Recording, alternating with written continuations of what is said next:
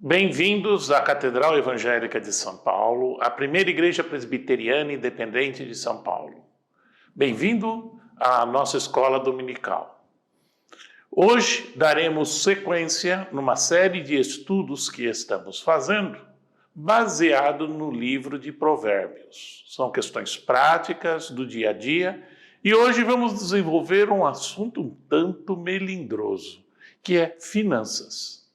Provavelmente, sexo e finanças são dois assuntos ligados diretamente ao ser humano, cobertos pela Bíblia, mas que são um tanto incômodos da gente lidar. Hoje, vamos falar sobre finanças. Vamos orar? Senhor Deus e Pai, graças te damos por essa oportunidade que temos de estudar um pouquinho mais da Tua Palavra. Que Teu Espírito tenha livre acesso a todos nós, a começar por mim, para que a Tua verdade seja revelada aos corações de cada um de nós que participamos deste estudo. Em nome e por amor de Jesus Cristo. Amém.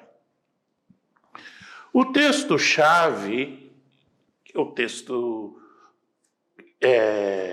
destacado desta aula, está em Provérbios 16, que assim diz: quanto melhor é adquirir a sabedoria do que o ouro, e mais excelente adquirir a prudência do que a prata.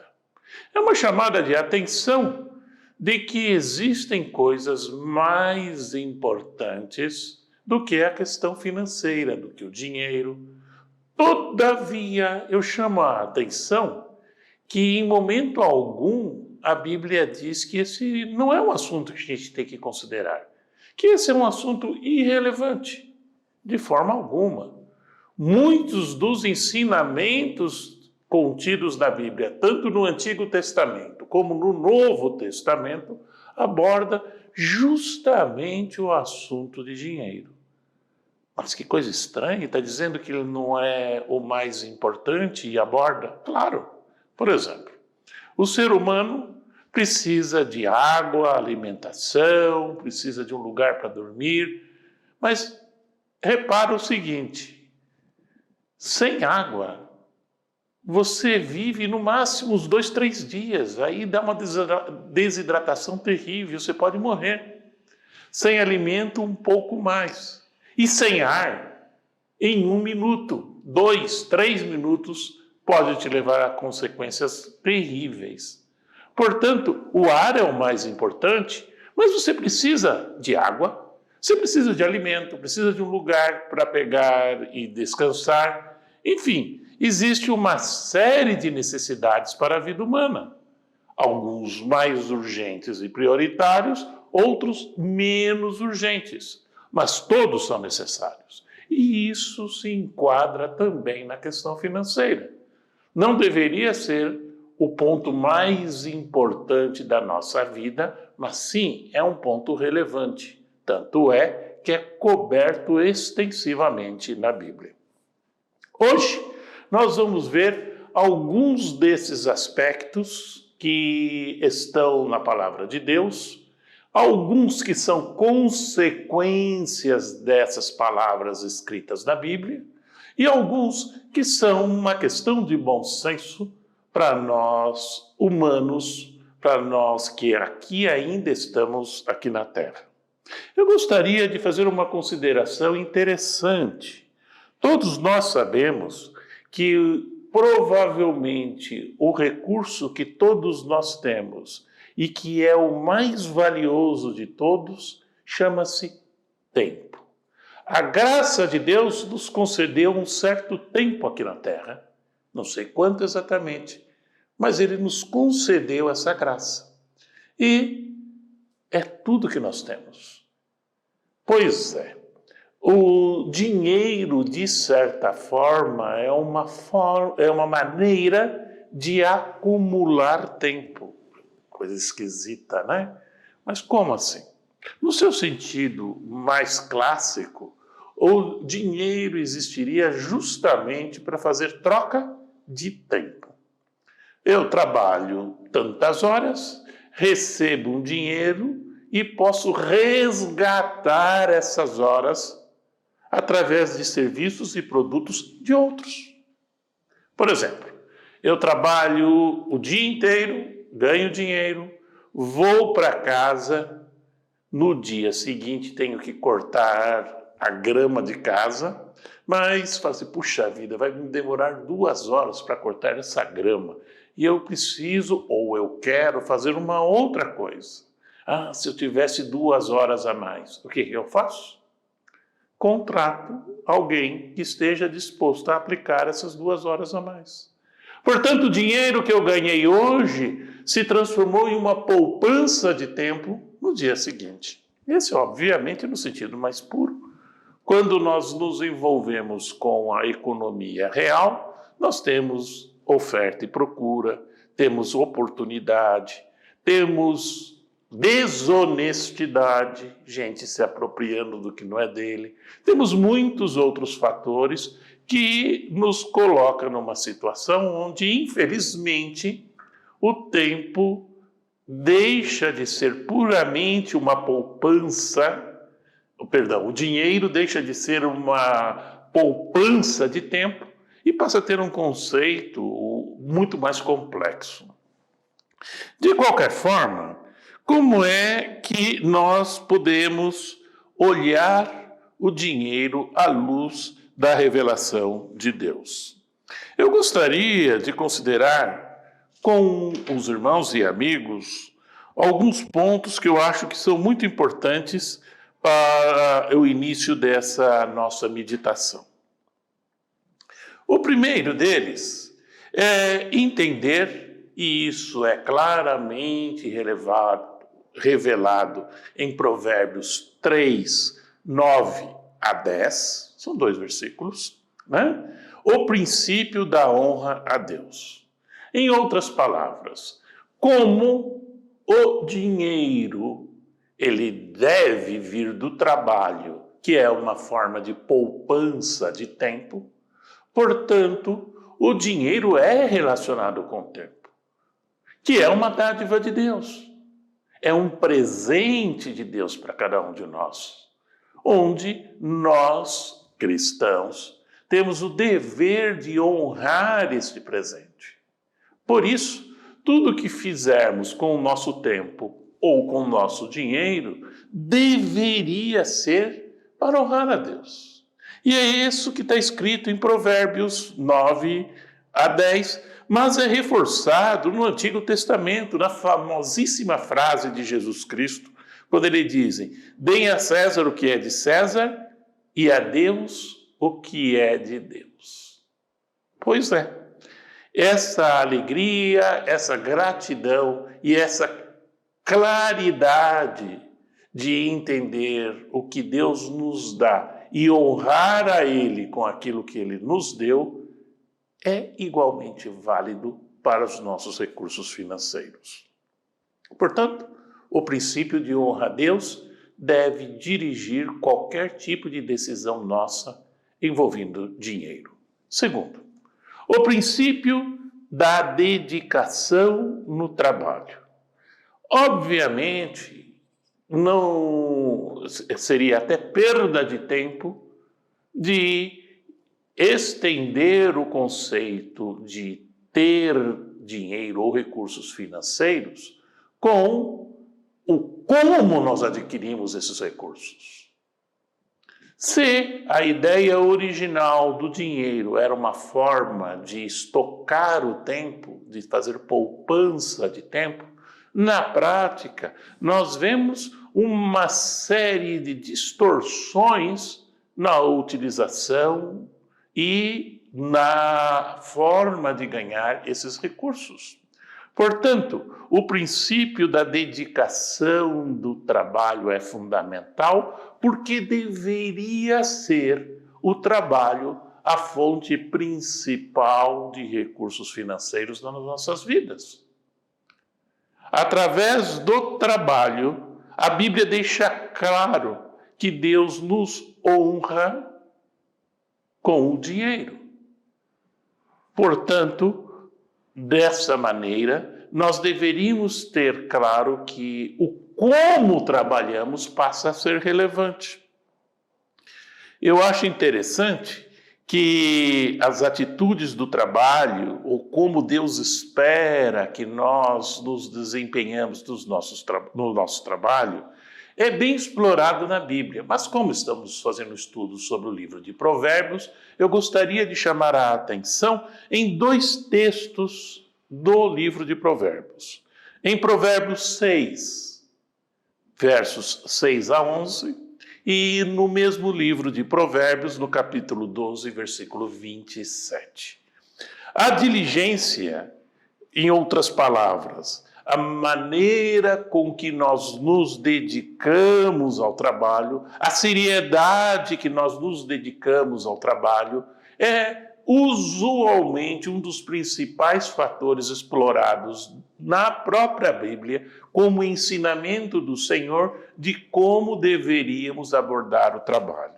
Outro é justamente um aspecto negativo envolvendo como trabalhamos, que é a preguiça, é a omissão.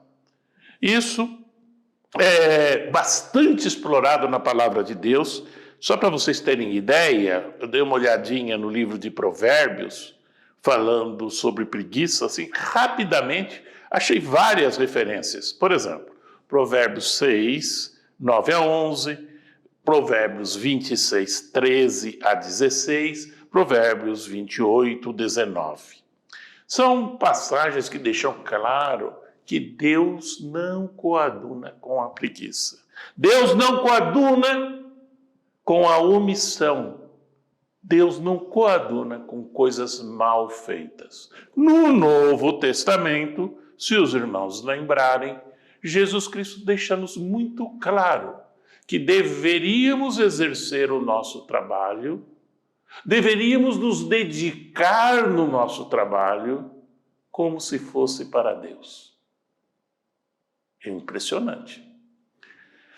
Bom, o terceiro, portanto, nós falamos do princípio de honrar a Deus, o princípio da dedicação no trabalho. O terceiro é o princípio da integridade e honestidade.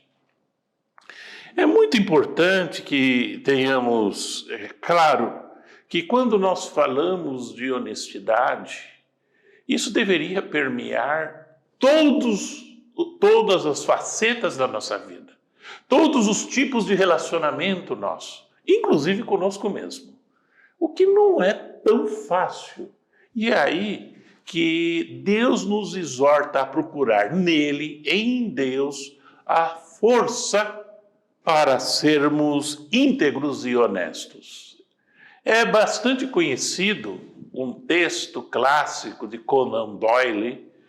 Conan Doyle, ele é o autor de vários livros, autor inglês do finalzinho do século XIX, início do século XX, onde provavelmente o personagem mais conhecido que ele desenvolveu na sua literatura é o Sherlock Holmes, que é aquele investigador clássico. Bem, mas Conan Doyle escrevia muitos contos, né? E um deles me chama a atenção. E provavelmente vocês já ouviram um pedaço dele em diversas historinhas que se aplica desde quando a gente é criança. Um deles diz o seguinte, que ele mandou uma cartinha para alguns amigos dele, uns 10. A cartinha dizia basicamente: descobriram tudo, sugiro que você fuja imediatamente. Bem, dos 10, a grande maioria no dia seguinte já tinha fugido do país. Gozado, porque ele não sabia o que era, ele mandou para todos o mesmo texto. Mas nós sabemos. Na maioria das vezes, pelo menos, nós temos uma ideia muito clara quando nós não procedemos de uma maneira honesta, não procedemos de uma maneira reta. Naturalmente, a Bíblia condena esse tipo de pensamento e comportamento. Só para ilustrar, já que estamos falando do livro de Provérbios, em Provérbios 11, 18, deixa claro isso. Deixa claro em Provérbios 11, 1, 16, 11. E no Novo Testamento isso é repetido ad eterno. Deus espera de nós um comportamento honesto, transparente. E isso deveria fazer parte do perfil de todo cristão. O quarto princípio é o princípio da adaptação. O que é esse princípio da adaptação? Eu acho que todos nós já passamos por momentos da nossa vida financeira onde ficou claro que a gente precisava tomar algumas medidas. Lembra daquelas coisas aí, rapaz, precisamos apertar o cinto. Esse é um tipo de expressão de fazer uma correção de como nós estamos andando com a nossa vida financeira. Eu quero lembrar aos irmãos que, muito embora o amor de Deus e a preocupação, dedicação dele para conosco é dado de maneira inequívoca na palavra de Deus e deveria ser visto de maneira igualmente inequívoca no nosso relacionamento com Deus, nós temos que ter claro que os planos de Deus, as ideias de Deus e os meus planos não são necessariamente os mesmos. Às vezes, o plano de Deus para minha vida pode ser bastante diferente daquilo que eu espero.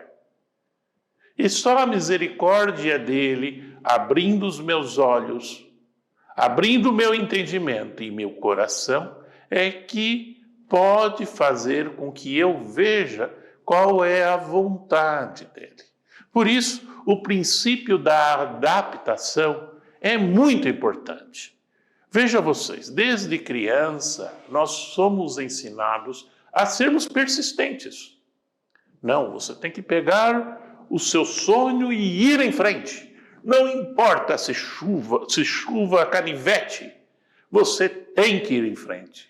E é um ensinamento sábio, exceto que nós temos que ter claro que insistência não pode ser confundida com obstinação. Eventualmente, a gente tem que ter os olhos abertos para ver, mesmo na nossa insistência, quando é que ela está se transformando em obstinação e estamos insistindo na coisa errada. Portanto, o quarto princípio é o princípio da adaptação, simplesmente porque nós não sabemos tudo. O quinto princípio é o princípio do não às dívidas. A palavra de Deus é muito clara sobre a questão de dívida. Dívida, meus irmãos, é uma coisa muito séria. No caso do Novo Testamento, ou mesmo no caso do Antigo Testamento e mesmo no Novo Testamento, dívida tinha uma questão particularmente tenebrosa. A questão que ele tinha é que, por causa de dívida, você podia ser condenado à escravidão. Pior, a sua família também. Então, é uma coisa muito grave.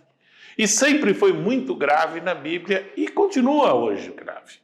Porque quando nós nos envolvemos em dívida, nós, mesmo que não vamos para a escravidão, para as galés, como tinha antigamente, nós ficamos escravos dessa dívida porque esse treco não sai da nossa cabeça.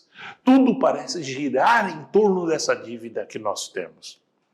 A Bíblia nos aconselha em muitos locais para evitarmos claramente todo tipo de dívida. Só citando o livro de Provérbios de novo, no capítulo 6, versos 9 a 11, 26, 13 a 16 e 28, 19, temos vários exemplos de textos dentro do livro dos Provérbios condenando a questão de dívidas. Portanto, modernamente, nós temos que evitar empréstimos, evitar dívidas em cartões de crédito, evitar todo e qualquer tipo de relação financeira que nos prenda, que nos mantenham amarrados e, de certa forma, escravizados. O sexto princípio é o princípio do planejamento. O planejamento deveria ser colocado sempre presente na maioria das nossas atividades de vida. Todavia, na questão específica de planejamento financeiro, ele deveria ser muito presente. Por quê? Porque nossos recursos são limitados. Recursos financeiros, exceto talvez para algumas pouquíssimas pessoas, eles sempre são limitados.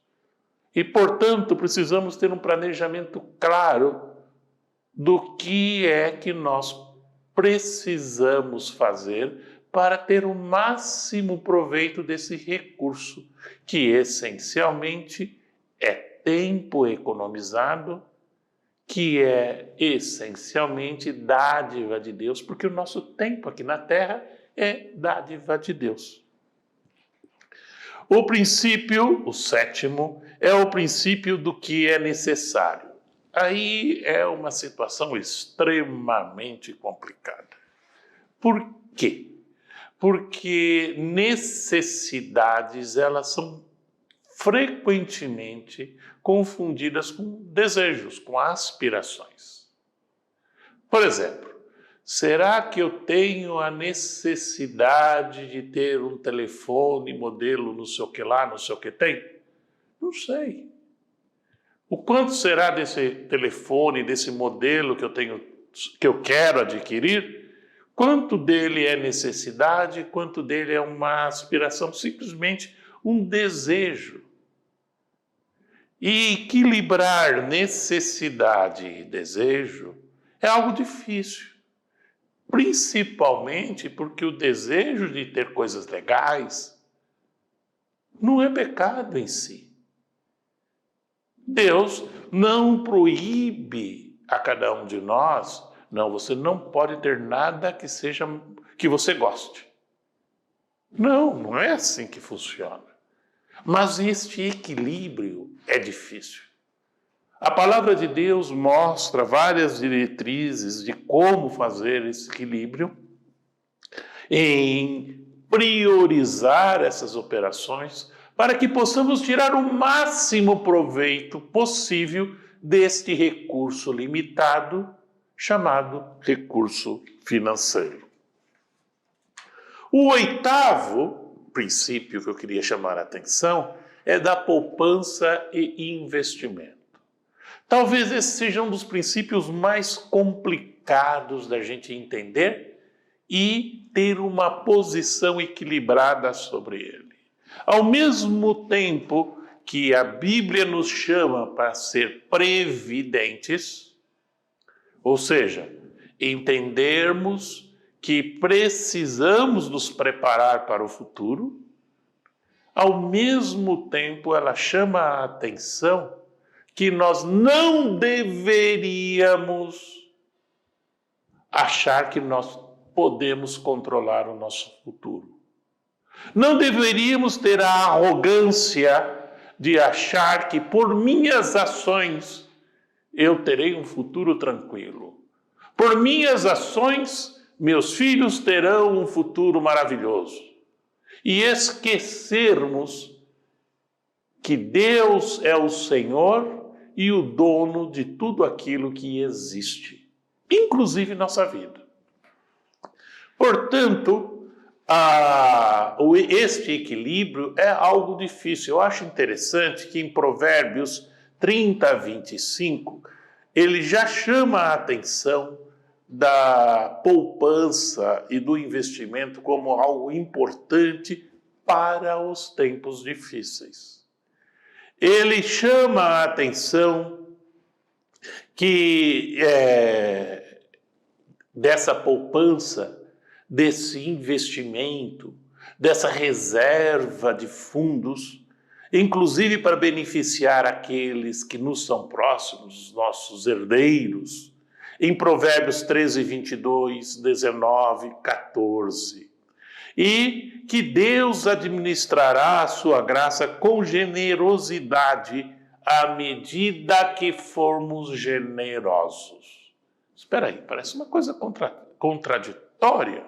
Em Provérbios 19, 17, 22, 9, 28, 27, e para falar do Novo Testamento, Lucas 6, 38, e tem outras passagens, ele fala para ser generosos. Parece uma contradição impressionante. De um lado, nós temos Deus mandando que nós sejamos generosos e que nós confiemos nele, não em nenhum ouro, prata, propriedades, essas coisas. Confia nele e sejamos generosos. De outro, o mesmo Deus nos recomenda a ser previdentes e entendermos que deveríamos nos preparar para o futuro. Parecem duas coisas contraditórias. Afinal, nós devemos guardar tudo que é possível ou devemos entregar tudo que temos? Pois é. A resposta, como quase tudo dentro da palavra de Deus, é um equilíbrio. Isso é bom e isso é ruim. Por que isso é bom? Porque no equilíbrio nós podemos desfrutar dos dois lados. Mas por que isso também é ruim? Porque nós não sabemos onde está esse equilíbrio. E aí que entra a nossa comunhão com Deus. Deus sabe. E na medida que caminhamos nesta vida, Deus nos conduz, Deus nos instrui para este caminho onde nós equilibramos esses comportamentos. Conclusão. Tem um autor clássico chamado David Livingstone, que diz uma frase bastante interessante, que diz assim: não darei valor a qualquer coisa que possua, a não ser a luz do relacionamento com o reino de Deus. Utilizarei tudo o que possuir para promover a glória dele, a quem devo toda a minha esperança no tempo e na eternidade. Que nós entendamos que nossos recursos financeiros vêm do tempo que nós recebemos de graça de Deus. Tempo este que um dia, quando nós nos entregamos a Deus, dissemos para Ele: Senhor, toma a minha vida, toma o meu tempo, eu dou para Ti. Portanto, este tempo não é mais meu, é tempo que a graça de Deus me deu e eu devolvi a Deus. Deus nos devolve isso com a possibilidade de acumularmos esse tempo através do trabalho para termos recursos financeiros.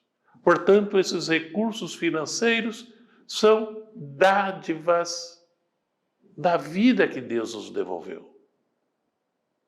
E é isso que nós devemos a Deus.